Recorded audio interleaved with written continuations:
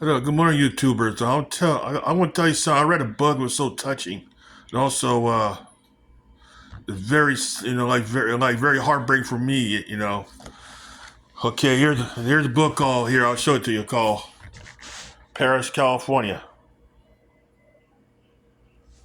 Okay, so what it is? Well, like I say, that it's about a young lady who grew up in the rural community of Paris. Okay, well, she was born there, and what happened? She was abandoned by her father, later her mother, and is raised by her abusive stepfather and stepbrothers. Okay, so I mean, no, what what really it does hit home because I too lived in Perris, California from 1981 to 86, and I graduated from Perris High School in 1984. You know what? So that I too, like, I've been abused by my father and also been bullied at school a lot. I've been picked on a lot, and I got beat up a few times, and it's something though that I'm gonna tell you is about. When I read this book here, that I'm not the only one. Is talk about the town's little secret, okay, of what's going on in that community, okay, and what was so horrible about it is that I know that I went to school with people who've been abused or struggling in poverty or being poor, like I was, because I know I've been laughed at because of the clothes I wear, and plus I've been bullied by my father's drug dealer.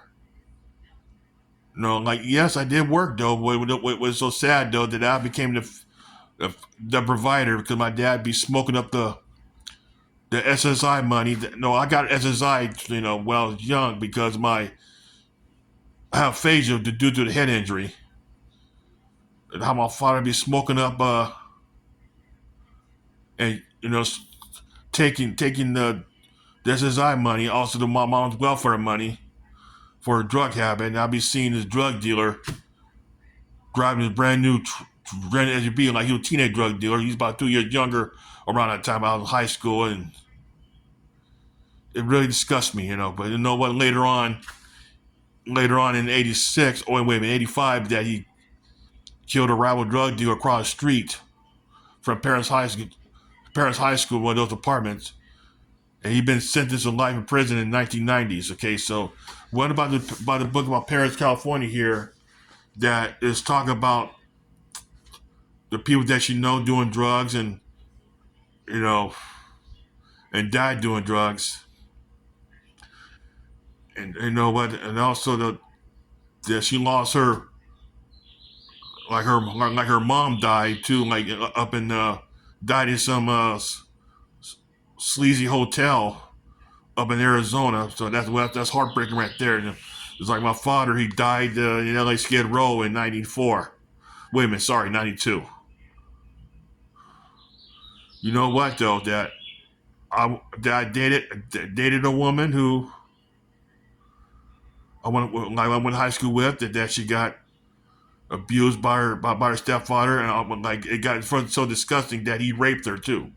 But and also some other lady that I'm close friends with told me what her stepfather had done. So there are a lot of that going on in Paris. Also, the high concentration of teen pregnancy in that community. Also, men, but also sorry men as well be acting up. I remember how my father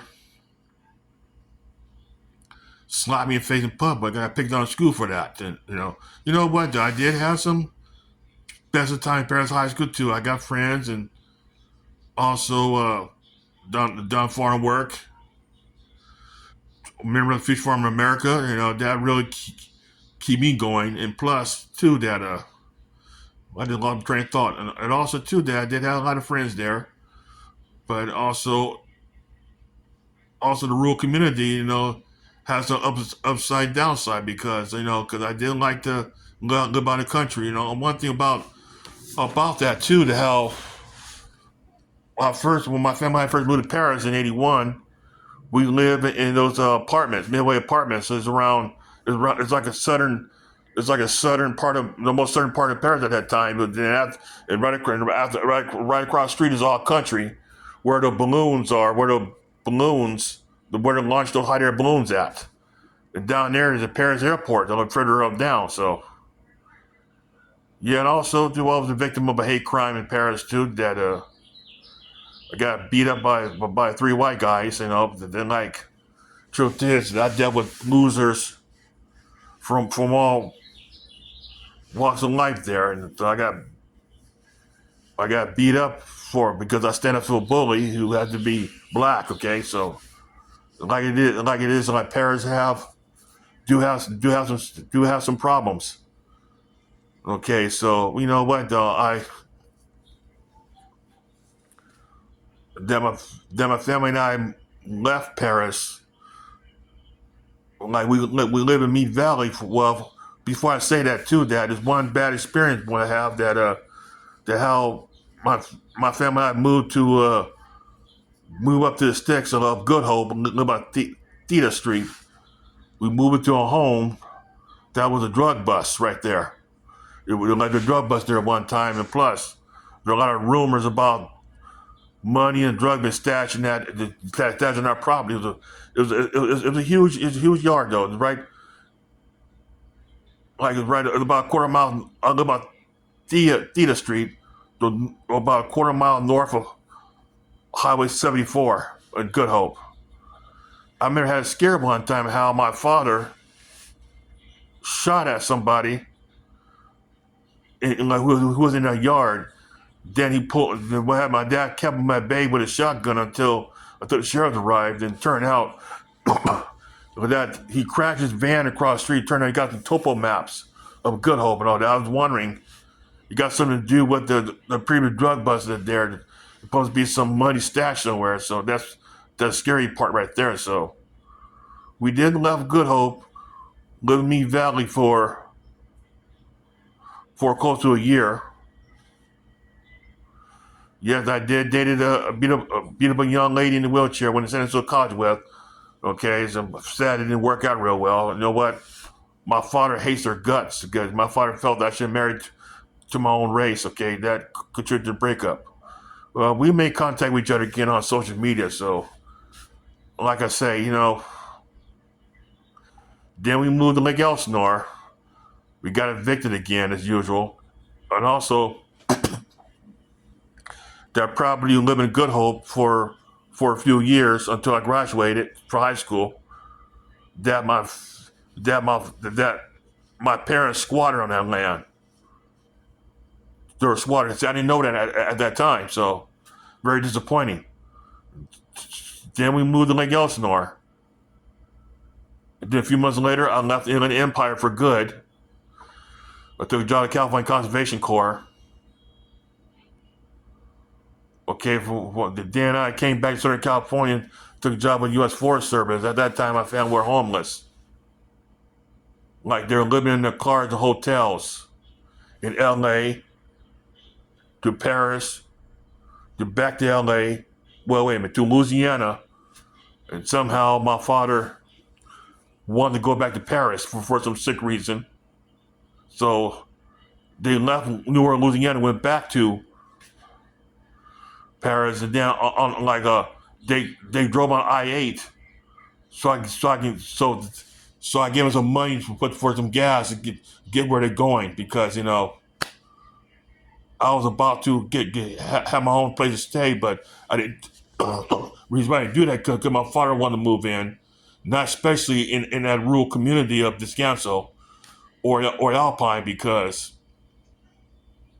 he's a druggie, so I don't want the neighborhood to be tarnished because of that. So, well, well, my older brother got my mom and my siblings away from my father, and then sad to say that she died of cancer in San Diego, where I live at now. So, Well, I did love the Forest Service in '88, so I took a job as a bus driver. But I tell you one thing. Well, right now I retired, living a good life. But one thing though, I like her in the I like that young lady in the book Perris California. She left Paris, never looked back though. But I did stop there a few times in Paris. You know, like I say, that show my wife where I used to live, and like I said, I kept going. But to me, I got too many flashbacks being in that place. But I'm gonna tell you that if I ever go back to Inland Empire, I will never go back to Paris because too much bad memories going on. You know what though? Most of my friends who live in Paris, most of them left. Didn't come back. I'm gonna tell you because I have friends there who've been abused in that community. So the dark little secret there. Because I'll tell you one thing though. When I used to work for the store in Mid Valley,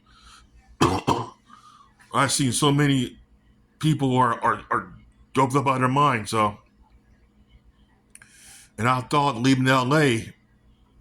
I can get away from that, but it's like that in rural America as well. So, well, but I did share this book though because it's more of a therapy to me as a healing as well. So, a very nice morning, YouTubers. Like I said, I suggest you buy the book here because I saw this on social media. So like I say, buy the book. You know, this is a very powerful story. Be safe out there, YouTubers. Take care. Bye bye, and cherish your family as well.